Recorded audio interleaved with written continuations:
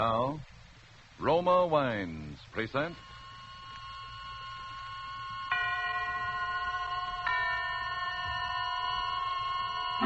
Suspense.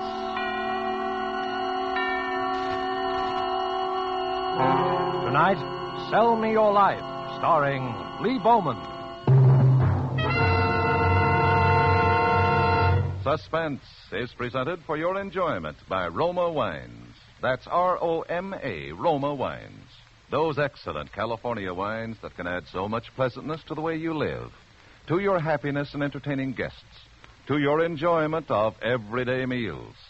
Yes, right now a glassful would be very pleasant as Roma Wines bring you Suspense. This is the Man in Black, here for the Roma Wine Company of Fresno, California, who tonight from Hollywood bring you as star Mr. Lee Bowman, who is currently being co-starred with Rita Hayworth and Janet Blair in the Columbia Technicolor musical Tonight and Every Night. He appears this evening as a rather embittered young man whose life really began in spite of himself at the very moment when he had planned to take leave of it. And so with Sell Me Your Life, and with the performance of Lee Bowman as Joe Bland, we again hope to keep you in suspense. All right, quiet down. I want to hear this guy's story. Go ahead, Bland. No. Why waste any more time? Because I'm going to hear your version of what happened. And I'm going to hear it now. Listen, Lieutenant. Less than 2 hours ago, I was ready to kill myself. You think I'm going to spend any time now trying to convince you I ought to live? What difference does it make? Come on, let's get out of here. Let's have the story. I don't get it. You're not going to believe any part of it, and you know it. So far as you're concerned, I'm already in the chair. We'll see. Go on with the story. Do you believe that tonight I was standing on top of the railing of the Grand Street Bridge ready to jump? Do you? No. No, of course you don't. All right, keep going. Let's hear it all. Well, that's where I was. And that's what I was about to do. Do you know how it feels, Lieutenant? Standing there, then all of a sudden making your decision. I didn't worry too much about being seen. It was too late at night, and the mist was too heavy. I looked down at the black water. Then I closed my eyes. I caught my breath. And then the headlights hit me.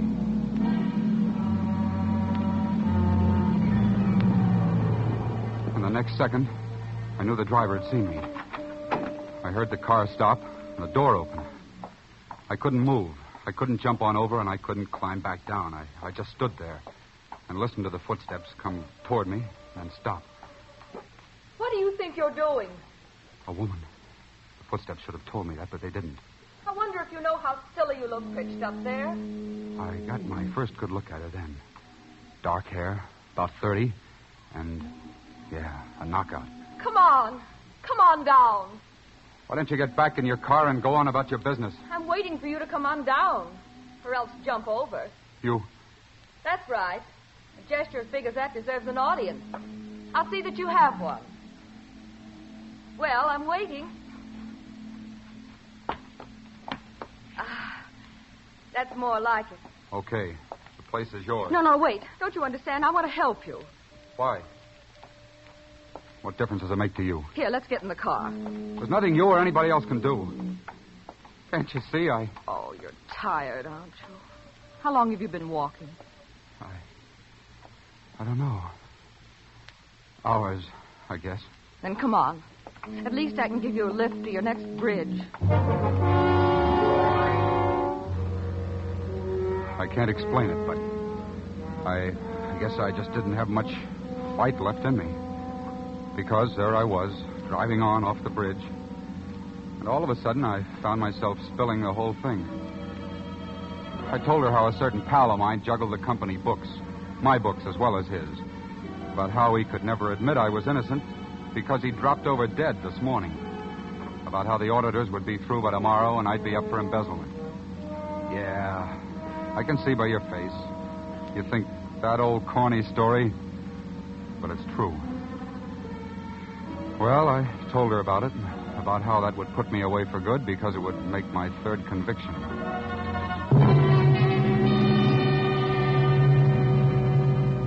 Then I told her, and I knew she wouldn't believe that either, but I told her just the same. I was innocent of those previous crimes, as innocent as I was of this one. Innocent of all of them, is that right? Yes. Well, why don't you let me out here? Thanks very much for everything. Wait. That money they think you took. Wouldn't it help if you could somehow make it good? Sure. All I got to do is walk in tomorrow morning and plank down $1,000. Only 1,000? Only 1,000. And I've got $4.62 in my pocket. There's someone I want you to meet. What? Who? Your future employer, I hope. His name is Andrew Bodine. Bodine? The banker? Yes. You see, I'm Mrs. Bodine. It won't work. Well, you've no reason to say that. My husband has helped hundreds of people. It can't work. The breaks I've been getting will go right on, and there's nothing you can do to stop them. My life's over, I tell you. It's spent. No, not yet. It isn't. And if you don't want it, I'll take it. Oh, please. For just 1 hour, sell me your life. What have you got to lose?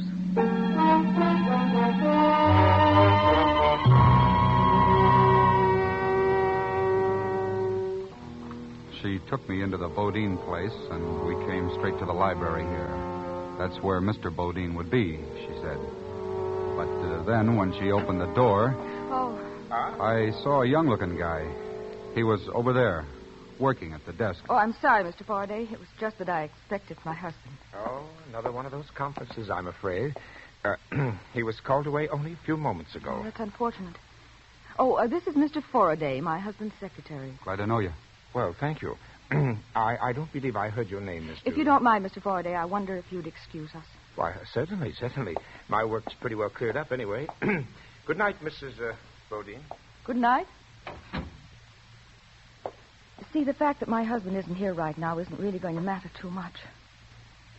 I'm appealing to you for help. Appealing to me for help? Yes.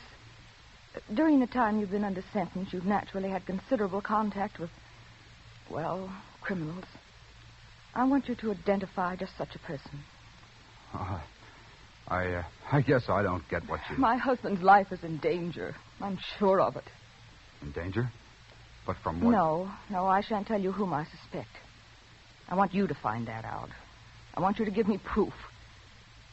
Most important, I want you to give my husband protection. How? By watching him, by observing everyone who comes in contact with him, whether casually or regularly. Oh, yes, would you just step over there to the desk? No, behind it. Now, that first drawer on the left. This one? Yes, that's it. Open it. Why, it's filled full of bills, $100 bills. Mm-hmm. My husband calls it his trust fund. It's always there to help those he feels deserve help. Count off 10 of them. Please, go on. Why, I can't do that. Oh, it isn't charity. In your case, it's salary. And it will settle up that difficulty at your office, now won't it? If it doesn't, we can always add to it. But you don't know anything about me. You don't even know what I was coming to that. You'll probably start work for us tomorrow, and... Oh, yes, here's a pad. If you'll just jot down where we can reach you. Do you mind? No, of course not. It's the Rex Hotel. They've got a payphone in the lobby. I put the number down there. Good. That should do it. Well, you're forgetting something, aren't you? Forgetting something? My name. I put it down, too. It's Bland. Joe Bland. Well, I'm happy to know you, Joe. But haven't you forgotten something? Me? Oh, what? The $1,000. Oh. You're a wonderful person, Mrs. Bodine. I wish I knew how to thank you. I'll tell you. Just stay alive.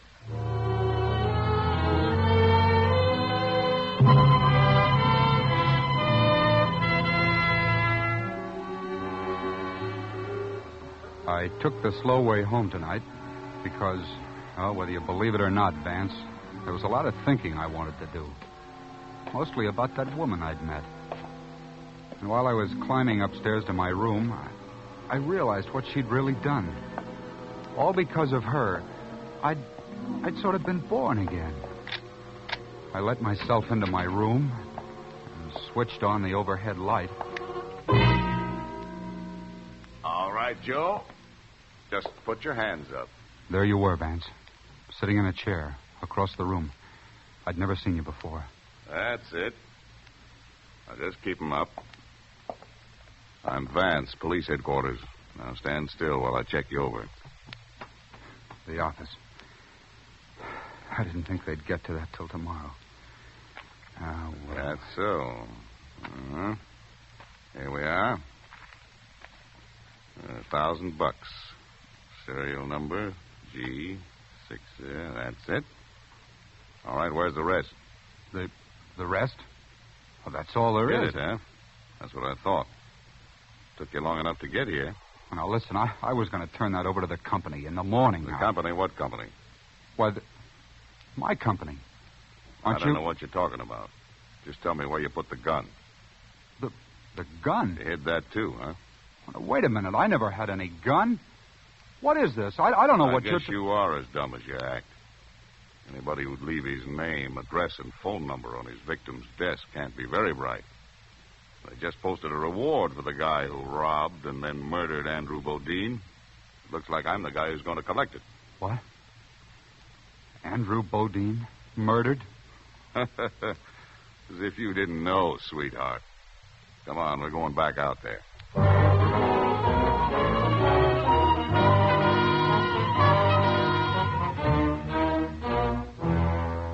Tonight for Suspense, Roma Wines are bringing you as star Mr. Lee Bowman, whom you have heard in the first act of Sell Me Your Life by Emil C. Tepperman. Tonight's tale of Suspense.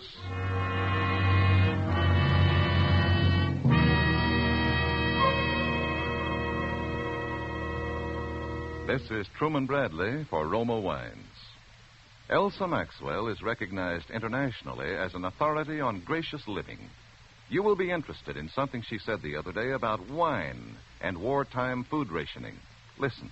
I find that people who know one simple secret of serving delicious meals aren't bothered much by food rationing.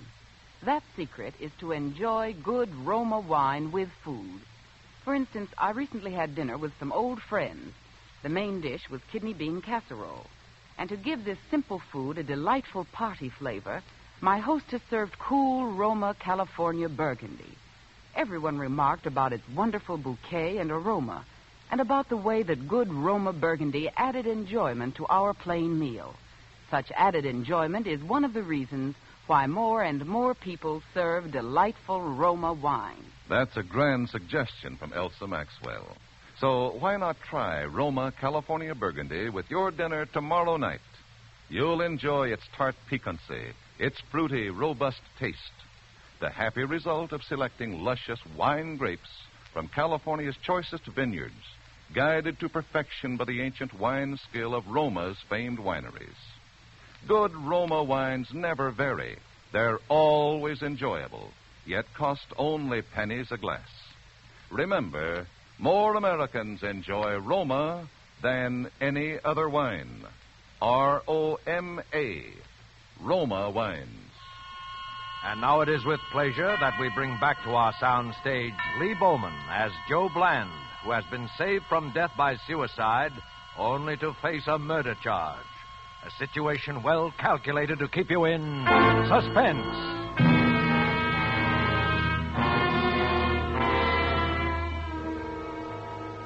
We came back here to the Bodine's library. The room was packed, loaded with police and reporters. It was full of Andrew Bodine, too. He was stretched out behind the desk, covered with a sheet. Hey, Bland, look over this way, right into the camera. That's it. About this guy's fingerprints, Lieutenant. We got him off his police record. Yeah? They matched the prints on the desk drawer, all right. Where the money was, I mean. I know. He admits taking the money, 1,000 of it. Says Mrs. Bodine told him to take it. Anything else?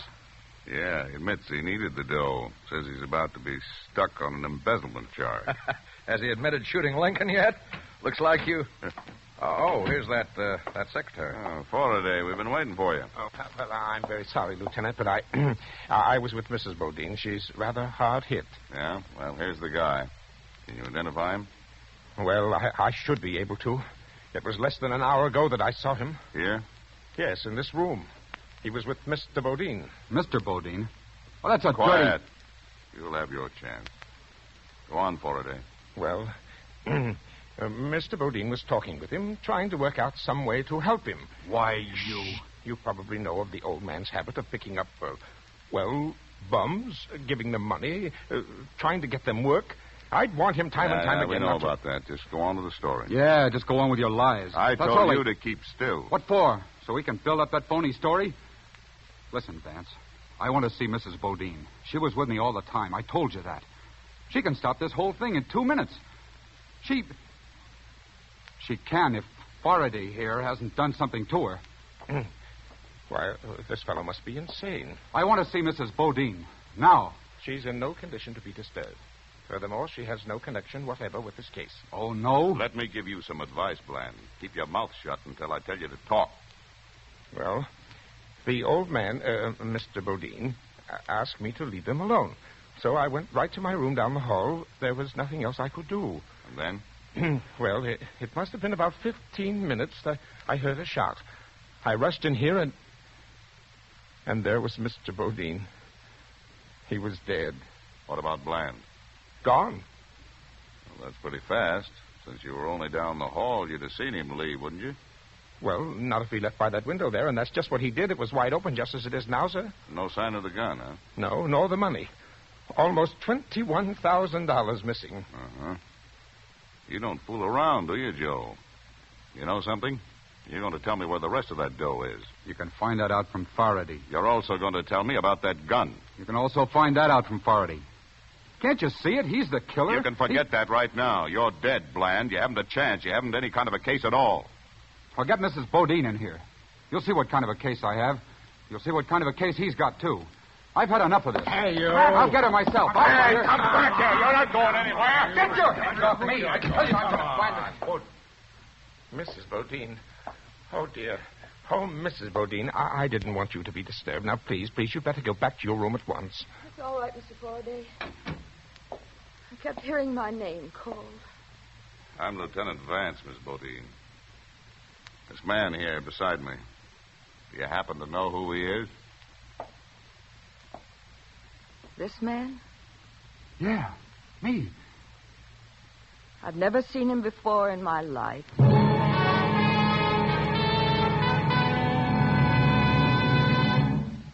She'd never seen me before in her life. Well, that did it, Vance. After that, I was with you, sitting between you and your pal Tannen in a police car bound for headquarters. Not even hearing those stupid Car calls. from the 64, Raymond. Go to the corner of Hill and 20th at 229. That is all.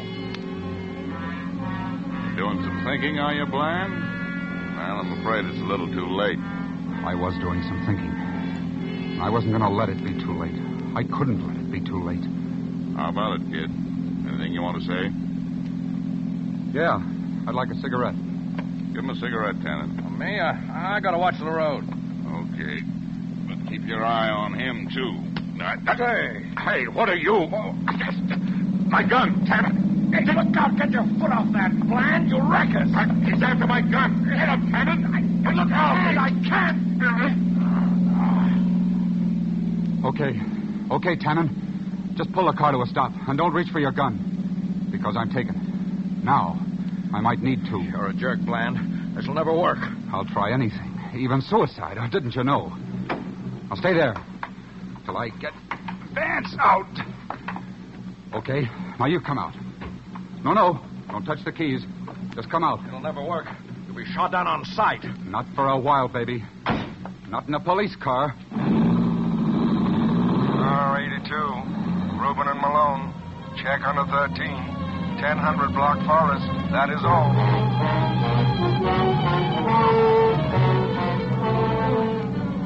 Attention all cars. Attention all cars. Joe Bland, accused slayer, has just stolen police car 46. Then I heard it. Over the car radio. This man must be apprehended. He is desperate. Shoot to kill. That is all. Attention all cars. Report from police car 13. Bland has just been sighted passing Serrano Street. Speeding northward on Fountain. All cars proceed toward northern end Fountain. Intercept. That is all. Now crossing Selma and Riverdale. Car 1962. Form roadblock next intersection. Cars 20, 13. Cut off rear escape. Attention. Attention. Bland just sighted abandoning car. Running east on Selma. Stop him. This man must not escape.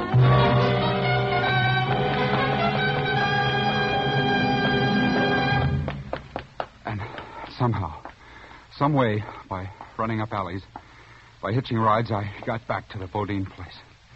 The library window, the one they'd said I'd used to escape, was still open. I climbed into the room that way. My luck still held. Blonde complexion. Faraday was there, About 33. fiddling with papers at the desk, He is armed listening and to the desperate. radio. A report during the past 5 Okay, minutes states turn it that off. police have picked up Bland's trail and are closing in on I him. said turn it off. Yet all civilians are urged to be on the... Now, stay where you are. Why, you... I'll call the police. Put that down. You dial one number and I'll blow your head off. Well, it doesn't matter. You heard what they said. The police have picked up your trail. They'll be here any minute. This won't take long. What? What are you going to do? Give you the best break you ever had. The gun you used to kill Bodine. Also the $20,000. I'm taking them off your hands. Why, you're not only a killer. You're a lunatic. I told you I was giving you a break. No, not because I like you. It's because I hate somebody else more than I hate you. You're just like me. A fall guy. A sucker. A pigeon. Huh? What do you mean? Do you really think she's going to split with you? Share the old man's will and insurance money? Why should she? You see, why should she? Why shouldn't she have it all? I don't get your point. Why shouldn't she turn you over, too? See where that would put her? Then there'd just be her. I don't have to listen to this. Figure it out. Did she have anything whatever to do with murdering that man? Anything except working on how you'd be the guy who'd do it the minute I left here tonight? Well, How did you know? Did Lenore... Lenore, is it? Oh. Suppose you were nailed by the cops. Would Lenore be loyal to you? Is it in her to be loyal to anybody? If Lenore Bodine had a choice between being sole owner of $1 million and sticking her neck out with yours, what do you honestly think she'd do? All right. Where's the money? I don't know what to do. Where is it? Okay. There they are, the cops. Are they going to find that money on you or her? You've got less than a minute, Faraday. Oh. What's it going to be? Stop. Where are you going? To get the money. It's in my room. Just a minute. You're staying here, my friend. Lenore. Toss your gun on the floor, Mr. Bland. I think we can get along with mine. Okay. But you're a couple of seconds too late. You see, I can tell the cops where to find that dough. Oh, no, you won't tell the cops anything. You won't be able to talk. You're an escaped murderer, and I killed you. I shot you in self-defense. Too late. Stand over there. You're too late. They're already here, and they'll know it wasn't self-defense. Faraday, that window there. Close it. Don't move. If she kills me, you're as good as dead. Because you'll take the rap alone.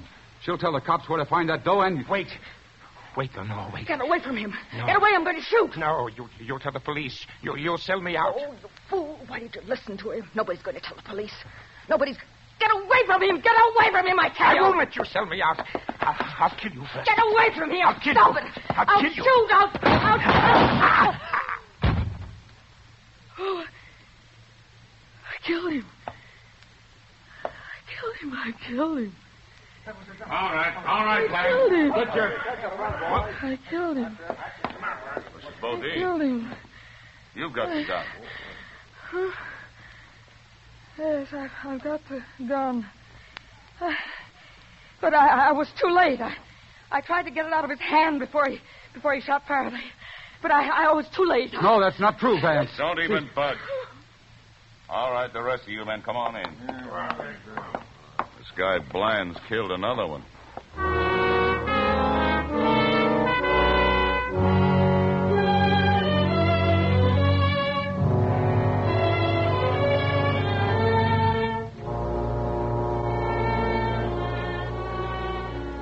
There you are, Vance. That's the story. And like I said, you don't believe it. Doesn't matter anyway. I can't win. What's the use of trying? Come on. Let's go on back to headquarters. And Lieutenant, please see that he stays in the car this time. Don't worry, Mrs. Bodine. He won't be back here again. You all set, Tannen? Yeah. Want me to bring this gun along? Yeah, Exhibit A. Careful you don't smudge any of the prints on it. Right. Okay, boy. Prints. All right. Prints. Fingerprints. Huh? Yeah, fingerprints on that gun. Well, that's it, Vance. My prints aren't on it. They never were on it. Only hers. Because she's the only one who ever used it. That's not true. Prints. No fingerprints on the gun. No fingerprints on... Yeah, the window. That window over there, Vance. The one you said I opened. Listen, the catch on that window, it doesn't have my fingerprints. It only has Faraday's. Or yours, Mrs. Bodine. He's lying. Don't listen to him. Yeah? Look, Bland, so it doesn't have your fingerprints on it. Maybe you wore gloves, huh? If I had, I wouldn't have left prints on that desk drawer, Vance. That's the drawer where the money was. And incidentally, you'll find that dough in Faraday's room. Now, how about it, Lieutenant? Convinced? I rather think I am. What about you, Mrs. Bodine? Are you convinced? Yes, I suppose I am. Well, it looks as though Mr. Bland will have company on his trip to headquarters. Ready? I'm afraid I won't have the pleasure of joining you. Thanks very much anyway. Haven't you forgotten something, Mr. Bland? It was a little matter of embezzlement, I believe. I'm so sorry I wasn't able to help you on that. Oh, you did all right. That $5,000 reward you posted, I think I've won it, don't you? Now, wait a minute. The guy's got a point, Mrs. Bodine. The way I see it, that reward ought to take care of the embezzlement charge with quite a nice sum left over. Looks like you got gypped, Lenore. You asked me to sell you a washed-up life. I think you'll pay for it with your own.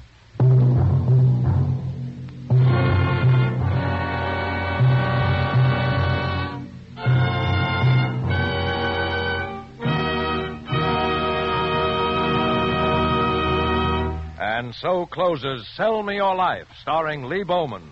Tonight's study in Suspense.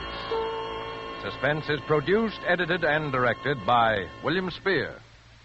And now, here's a brief message from that noted authority on smart and pleasurable entertaining, Elsa Maxwell. Most of the parties I'm giving these days are simple affairs. And when I entertain, I always serve well-chilled Roma California sherry before dinner and later in the evening. You'll find that glorious amber golden Roma sherry is a gracious touch that's sure to get the meal off to a good start and adds to the evening's pleasure. And don't worry about fancy glasses. It's the wine that's important. So be sure it's that good Roma wine, because Roma wines are so reasonably priced, any family can afford to serve them regularly. Yes, Roma wines cost only pennies a glass, so enjoy them often. Serve Roma with your everyday meals.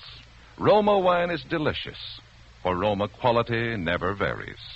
Remember, more Americans enjoy Roma than any other wine. R-O-M-A, Roma wines.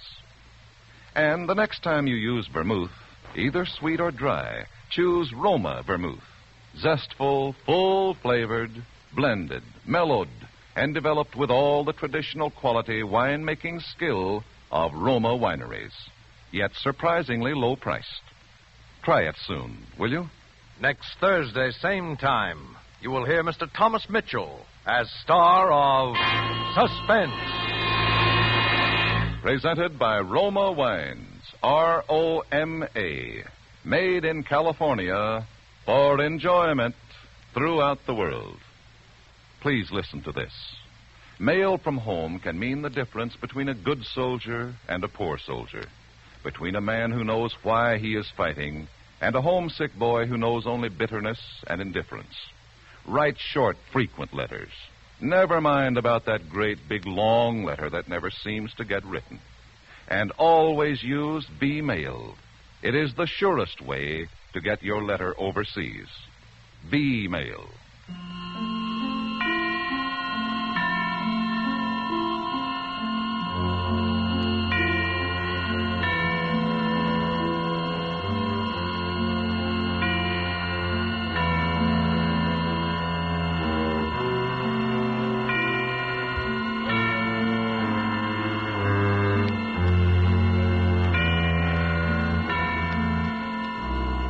This is CBS, the Columbia Broadcasting System.